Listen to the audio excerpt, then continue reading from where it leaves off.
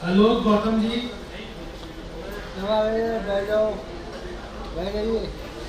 Hello Gautam ji, आइए।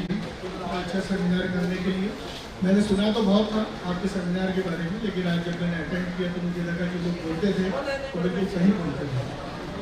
भगवान करे आगे आने वाले दशकों तक ये ऐसे ही चमकता रहे।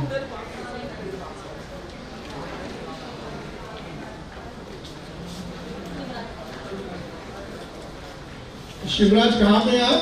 अभी आप बोल के गए थे। शिवराज आप बहुत बढ़िया बोल के गए थे।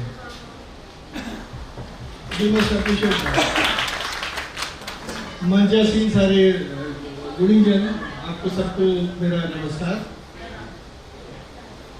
मैं दो बात कहना चाहूंगा। आचार्य चाणक्य बोलते थे कि अगर आपको किसी सभा में जाकर अपना नाम या परिचय देना पड़े तो आप समझना कि अभी आपकी मंजिल बहुत दूर है। और दूसरी बात यह है कि मेरा नाम आलोक गौतम है।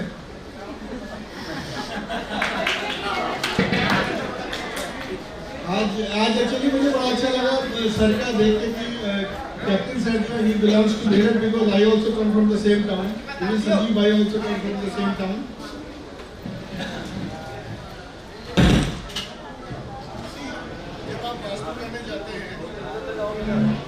हेलो, आज तो वास्तु दोष करेक्शन की कुछ बात करूंगा और बहुत जल्दी बात करूंगा क्योंकि टाइम मेरे पास काफी कम है। जब आप वास्तु करने जाते हैं तो वास्तु शुरू करने से पहले आप कोशिश कीजिए कि वहां जिस कपल के आप वास्तु करने गए हैं कम से कम 30 मिनट या 45 मिनट उनसे पहले बात कीजिए। और एक्चुअली जब आप उनसे बात करेंगे तो उनकी जो परेशानियां हैं उनकी परेशानियों से आपको जोन पता चल जाएगी। This is something which is very important. और मैं बहुत कॉन्फिडेंटली इसलिए कह सकता हूँ कि अगर ये मैं ऐसा ना कहूँ कि मेरी अपनी ढपली बजा रहा हूँ, मैं महीने में करीब 15 वास्तु विजिट करता हूँ। मैंने आज तक कोई वास्तु विजिट ऐसी नहीं की कि मैंने 45 मिनट 40 मिनट उस कपल के साथ मैंने ना लगाए हो। सपोज अगर वो लेडी कहती है कि सर हमारा पैसा पता नहीं कहाँ जाता है, जितना पैसा डालते पता नहीं कहाँ चला जाता है। सी शी इज अ लेमैन, उसको नहीं पता कि वो क्या बात कर रही है, लेकिन एज ए वास्तु कंसल्टेंट आपको फौरन समझ में आ जाना चाहिए पैसा कहाँ जाता है कुछ नहीं पता। Which means she is talking about SSW south south west. और जब हम साउथ साउथ वेस्ट की बात करते हैं तो एकदम से दिमाग में आना चाहिए ये 191.25 डिग्री से लेके 213.75 डिग्री की बात कर रही है। इसी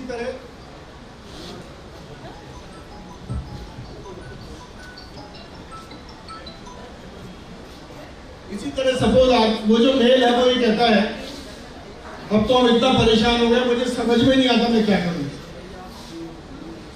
मुझे समझ में नहीं आता क्या करूं, समझ में हमें कहां से नहीं आता? घुटने से नहीं आता, कंधे से नहीं आता, कहां से समझ में नहीं आता? समझ में यहां से नहीं आता। इसका मतलब वास्तु पुरुष का स्तर कहां पे है? नॉर्थ ईस्ट में है। That means he is telling you कि मेरा नॉर्थ ईस्ट करेक्ट कर दो। फिर आपको ये पता होना चाहिए कि नॉर्थ ईस्ट जो है वो 33-75 से 56-25 तक का एरिया है नॉर्थ ईस्ट। और नॉर्थ ईस्ट का एलिमेंट क्या है? वाटर है। Then you should know the property of water, blue color, sometimes black also, wavy shape, and metal is aluminium. जब आप ये सारा का सारा आप सुनते हैं तो आपको समझ में आता है इनके घर में परेशानियां कहाँ पे हैं। और मैं एक चीज आपसे और कहूंगा कि अगर आप जो सबसे इंपॉर्टेंट है मेरे हिसाब से, अगर आप ये देखते हैं किसी घर में वास्तु दोष है और अच्छा बड़ा वास्तु दोष है, please do not correct it. I repeat, please do not correct it. You have to treat symptoms. अगर उन दोनों ने हस्बैंड वाइफ ने आपको ये बताया है कि इस तरह का प्रॉब्लम है और वो प्रॉब्लम जो बता रहे हैं वो उस पर्टिकुलर ऑब्जेक्ट से दे आर कोलिनियर, आपको पता है कि इसी की वजह से ये प्रॉब्लम है, सिम्टम, तो you have to treat symptom. अगर वो सिम्टम में नहीं है और लेकिन वो वास्तु दोष है तो आप समझना कोई ना कोई उसके 180 डिग्री पे जो सामने जो उसकी जोन है उसने उसको बैलेंस किया हुआ है।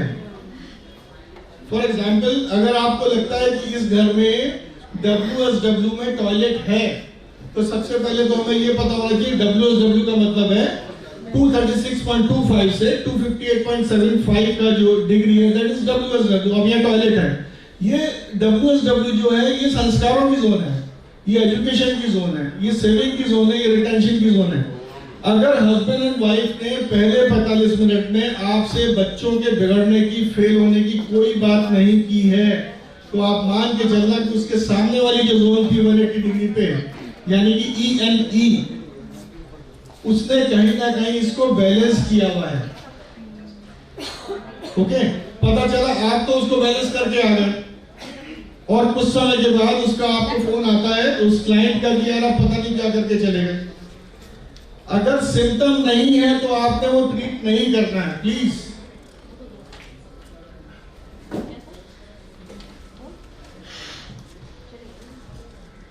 जब हम वास्तु करने जाते तो हमको we should be very clear कि ये हम वास्तु करने जा रहे हैं, जब तक हमको साइकिल ऑफ क्रिएशन या साइकिल ऑफ डिस्ट्रक्शन का आइडिया नहीं है ना, हम बड़े डिफिकल्टी में रहेंगे। क्योंकि वो जो क्लाइंट आपको जो पैसा दे रहा है ना 11,000 या 21,000 या 51,000, वो आपको टाइम नहीं देता सोचने का।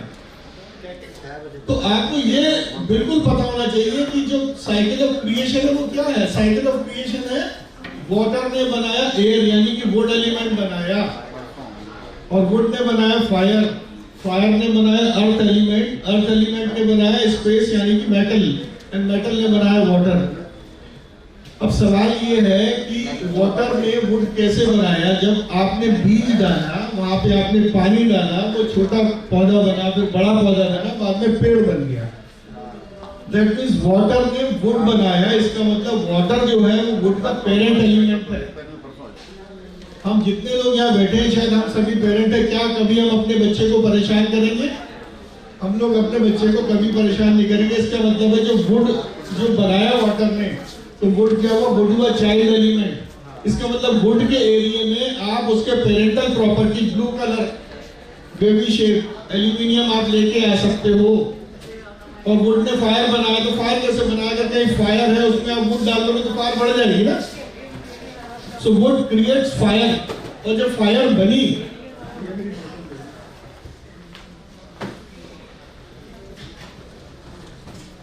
अब जब वुड जली तो क्या बना? राख बना ना। राख इज व्हाट? मिट्टी। मिट्टी इज व्हाट? Earth element. तो फायर ने बनाया अर्थ एलिमेंट, एंड अर्थ ने बनाया क्या? स्पेस यानी मेटल। क्योंकि जमीन के गर्भ में ही सारी मेटल बनती हैं। और जब मेटल ने वाटर बनाया, जब मेटल के नीचे अगर आप फायर लगाते हो तो वो लिक्विड बनती है, which is what we call पानी बनाना। सिमिलरली यू शुड नो कि साइकिल ऑफ डिस्ट्रक्शन क्या है। साइकिल ऑफ डिस्ट्रक्शन जैसे हम कहते हैं वाटर इज एनिमी और fire is enemy to water, wood is enemy to earth element. Now wood जो है वो अर्थ एलिमेंट का एनिमी कैसे हुआ? जब भी कोई पौधा बड़ा होता है, पेड़ बनता है, तो क्या होता है? उसकी जड़ें फैलती हैं। उसकी जड़ें जब फैलती हैं तो मिट्टी को फाड़ते हुए वो आगे बढ़ती हैं। इसका मतलब जो वुड एलिमेंट है वो अर्थ एलिमेंट को खराब करता है। देन फायर जो है वो एनिमी किसका है? मेटल यानी स्पेस का। आप मेटल के नीचे अगर आप आग जलाएंगे तो मेटल पिघल जाएगी। And earth element is the enemy of water, because अगर आप मिट्टी पे पानी डालेंगे तो वो पानी को सोख लेगा। यू शुड नो प्रिसाइजली कौन सी जोन कहां से कहां तक है, नॉट कहां से कहां तक है। 348.75 से 11.25, और उसमें दो पद आते हैं। 348.75 से 0 आ गया N4 का पद, और 0 से 11.25 है N5 का पद।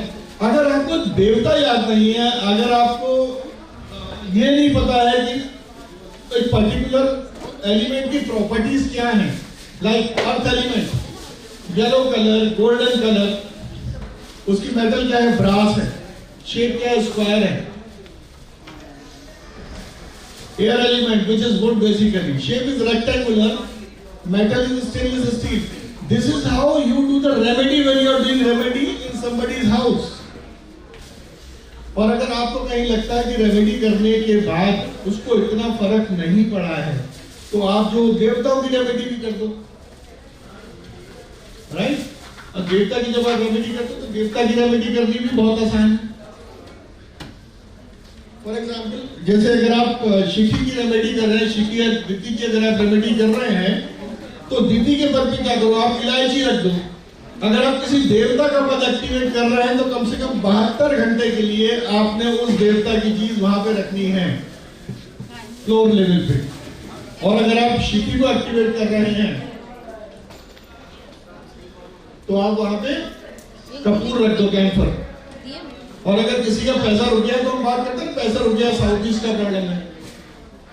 अगर पैसा रुक गया, साउथ ईस्ट का प्रॉब्लम है, तो बेसिकली आप क्या करो, ये जो आकाश का जो पद है, आकाश के पद पे लौंग और धनिया रख दो 72 घंटे के लिए। और जो अनिल का पद है वहां पे लाल चंदन रख दीजिए। See, I tell you, Vastu is very easy provided you are very smart in thinking, very fast in thinking। क्योंकि जो आदमी आपको 21,000 रुपए दे रहा है 4 घंटे के, वो पहले 10 मिनट में समझ जाएगा कि मेरे पैसे डूब गए और I am getting value for my money. Vastu gives you lot of money, let me tell you. अगर किसी का कोई क्वेश्चन होगा तो मुझसे आप पूछ लेना। Thank you so much. बहुत बहुत आभार जी। आपने वास्तु की मकान मालिक की जब घुड़की